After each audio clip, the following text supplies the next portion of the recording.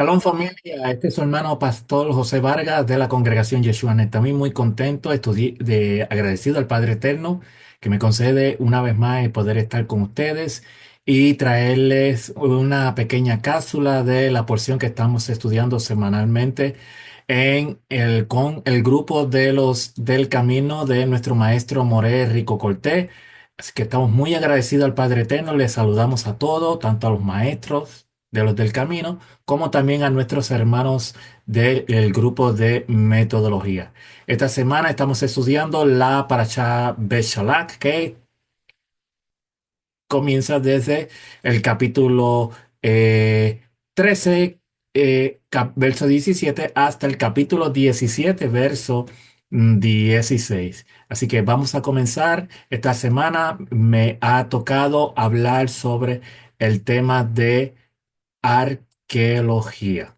Como siempre, todos estos estudios los traemos de acuerdo a la metodología de nuestro maestro y moré, Rico Cortés. Y como dije al principio, vamos a estar hablando el tema de arqueología bíblica. Recuerde que si nosotros decimos somos Israel, estamos llamados a escuchar, a guardar, a hacer, amar, caminar, servir la Torá, los misbos, cumplir con los mandamientos, guardar, hacer los mandamientos, también los juquín y estatutos, los mishpat y justo juicio. Y esta metodología es de mi pastora y mentora, la doctora Nereida Romero.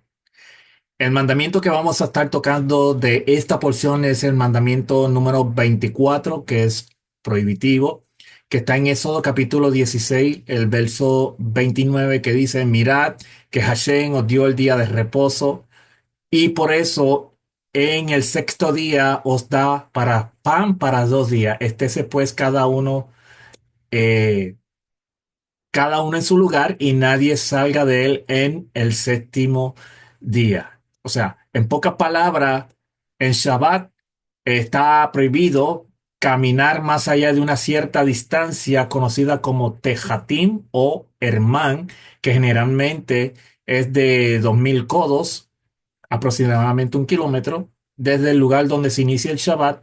Esta restricción está basada en las leyes del judaísmo sobre el descanso y la santidad del día.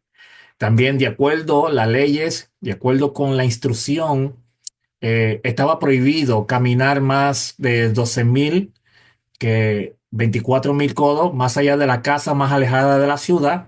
Los sabios, sin embargo, como medida de precaución, prohibieron caminar más de 1.000, 2.000 codos o aproximadamente 625 millas, que equivale a 1 kilómetro, 15 kilómetros.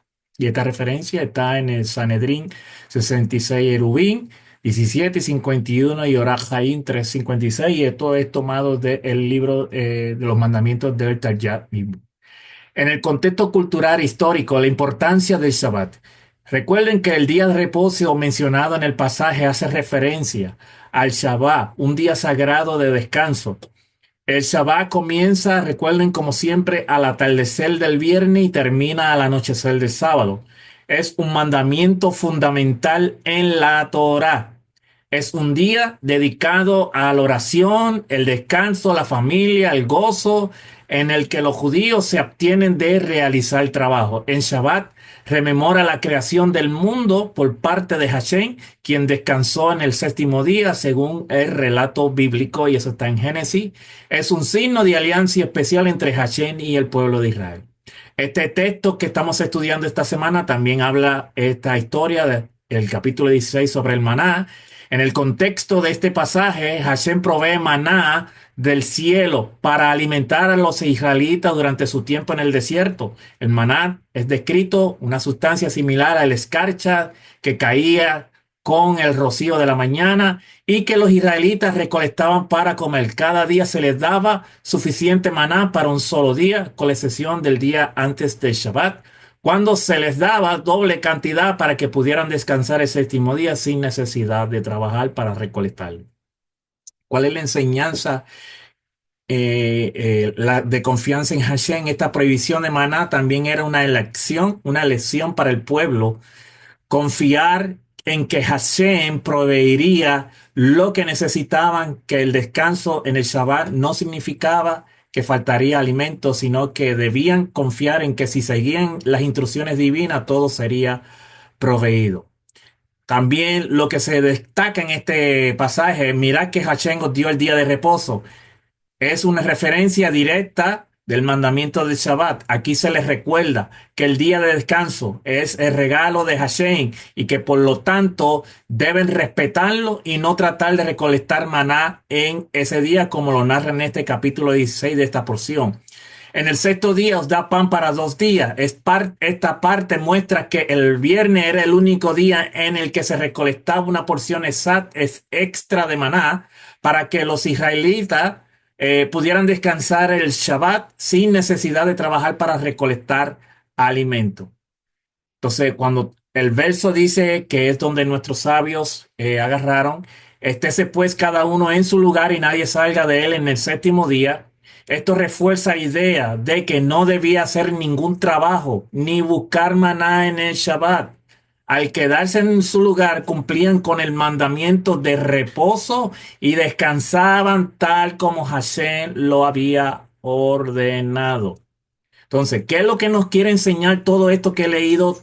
El texto, el mandamiento, que la enseñanza principal es que Hashem provee para su pueblo para que pueda guardar el Shabbat sin preocupación.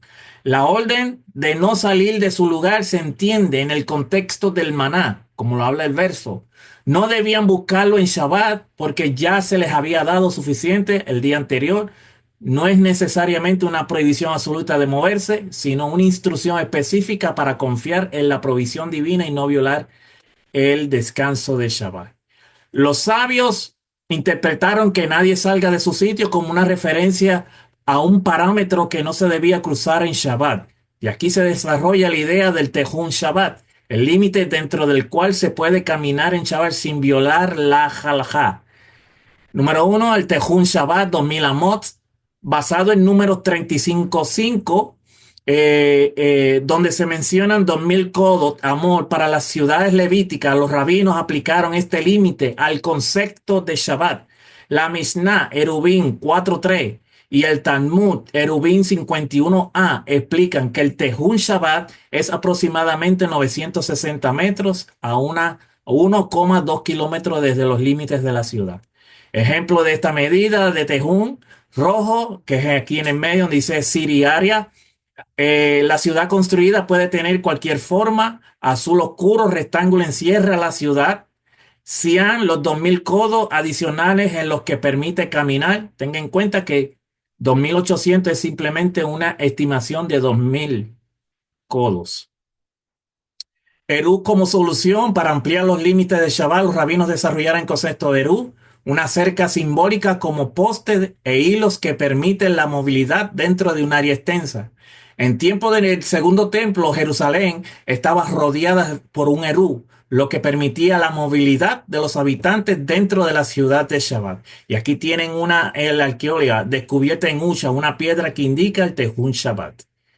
Un Tejujín en hebreo, frontera mixta, permite a los judíos viajar en Shabbat o en una festividad judía sin violar la prohibición del Tejún Shabbat. Preparan las comidas antes del Shabbat o la festividad en la que planean viajar más lejos de lo que normalmente se permite en esos días. El único método de transporte permitido es caminar. Y aquí más o menos un grabado de Godfrey Ishles, las ciudades, los límites, cómo estaban rodeadas. Entonces, evidencia de la arqueología sobre las prácticas sabáticas en la antigüedad. El análisis arqueológico de las prácticas sabáticas en el antiguo Israel ha revelado varios hallazgos que muestran cómo los israelitas observaron el Shabbat a través de inscripciones, restos urbanos y registros históricos. Los arqueólogos han identificado patrones entre los asentamientos israelitas, indican un descanso regular en el séptimo día. Hallazgo de asentamiento israelita en la observancia del Shabbat. Y aquí usted tiene una foto arqueóloga para que tenga más o menos de los restos de planificación urbana y construcción. Cuevas del Qumrán. Las cuevas del Qumrán son famosas el descubrimiento de los manuscritos del Mar Muerto, que incluyen textos que ofrecen información sobre las prácticas judías en la época del Segundo Templo. Y aquí tienen otra evidencia arqueológica, siendo en la zona más alta y menos accesible, donde se han encontrado hasta 14 cuevas que se disponen alrededor de los restos de un asentamiento humano que data la edad de hierro, del que aún se discute en el origen de la fusión.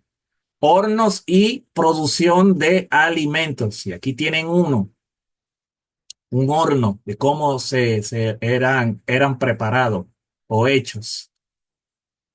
Vasijas y depósitos de aceite. En Tel Sheva se hallaron depósitos de aceite y granos almacenados en cantidades que podían indicar preparaciones anticipadas para el día de reposo. Algunos arqueólogos sugieren que la acumulación de ciertos productos pueden estar relacionados con la necesidad de evitar el trabajo durante el Shabbat. Aquí tengan la evidencia de las vasijas. Inscripciones y textos relacionados con el Shabbat. Inscripciones de Cutilén y Arud y Kirbel el Elcón. Aunque no menciona explícitamente el Shabbat, estos sitios contienen inscripciones hebreas que hacen referencia a bendiciones y prácticas religiosas. Y aquí tienen una, y aquí tienen otra foto. El calendario de Géser, este calendario agrícola, describe los ciclos de siembras y cosecha, indicando pausas regulares en la actividad agrícola.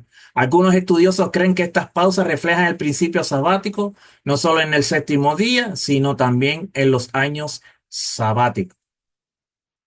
Ostrasca de Ará y Samaria. Estos fragmentos de cerámica contienen registros administrativos que indican el manejo de recursos en ciertos periodos. Se han encontrado evidencias de un control del trabajo que podría haber estado influenciado en la observancia del Shabbat. Evidencia de Perú, periodo del Segundo Templo y Qumrán, rollos del Mar Muerto y el Shabbat. Los manuscritos de Qumrán contienen múltiples referencias al Shabbat. Por ejemplo, el documento de Damasco y las reglas de la comunidad establecen reglas estrictas para evitar viajes y ciertos trabajos en ese día. Mitbao o baños rituales, Jerusalén y en asentamientos como Qumrán. Se han encontrado numerosos mitbot, baños rituales. Aquí tienen una foto.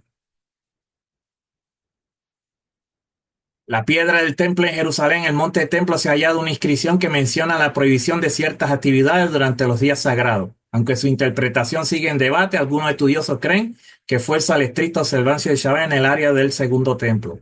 Fuentes externas y el testimonio de autores clásicos: Filón de Alejandría y Josefo. Filón, siglo I antes de la era común, siglo I después de Cristo. Mencionan cómo los judíos de la diáspora observan el Shabbat incluso en sociedad helenística. Flavio Josefo describe cómo los judíos evitaron la guerra en Shabbat, lo que sugiere que la observancia era un aspecto central de su identidad. Testimonio de Tácito y Dion Casios. Tácito, siglo I después de Cristo, menciona que los judíos dedicaban un día a la inestabilidad, lo que es la diferencia de otros pueblos. Mientras que Dion Casio describe cómo los romanos se sorprendían de las prácticas judías de descansar un día a la semana. La evidencia arqueológica, mis amados, que la observancia de Shabbat estaba profundamente arraigada en la vida cotidiana de los israelitas, desde la planificación urbana hasta su producción de alimentos. Las inscripciones escritas, los hallazgos respaldan la idea de que el descanso sabático no era un solo mandato religioso, sino una práctica vivida en la sociedad. Además, los testimonios historiadores grecorromanos refuerzan la singularidad de estas costumbres en comparación con otras culturas del mundo antiguo, destacando el Shabbat como un signo de identidad y observancia a la Torah de Hashem. Dos pasajes que muestran a los discípulos caminando en Shabbat se encuentran en el Evangelio de Marcos, Marcos 2, 23-24. Aconteció que un Shabbat pasaba él por los sembrados y sus discípulos andando, está aquí, dando, que es caminando, comenzaron a arrancar espigas. Entonces los fariseos le dijeron: mira, ¿por qué haces el Shabbat? Que no es lícito. Este texto indica que los discípulos caminaban por los sembrados en Shabbat, lo cual era permitido dentro de la distancia establecida como Tejún Shabbat, el límite permitido de caminata en Shabbat, que según la halajá tradicional es aproximadamente 2000 codos, unos 900 metros. Los fariseos no cuestionaron el hecho de caminar, sino el acto de arrancar espigas, lo cual, según la interpretación rabínica, caía bajo la categoría de melajá, trabajo prohibido en Shabbat, específicamente de cosechar. Otro pasaje similar Se encuentra en Lucas 6:1-2. Aconteció que en un Shabbat, pasando Yeshua por los sembrados, el mismo arrancaban las espigas. Así que, mis amados, podemos ver cómo la evidencia la arqueología nos muestra la evidencia de cómo se guardaba el Shabbat y cómo se hacía la práctica. No era solamente quedarse en su casa, sino también que ellos iban y caminaban hacia las sinagogas. Así que shalom familia, muchas bendiciones. Espero que esta pequeña cápsula sea de gran bendición. Hasta la próxima. Shalom.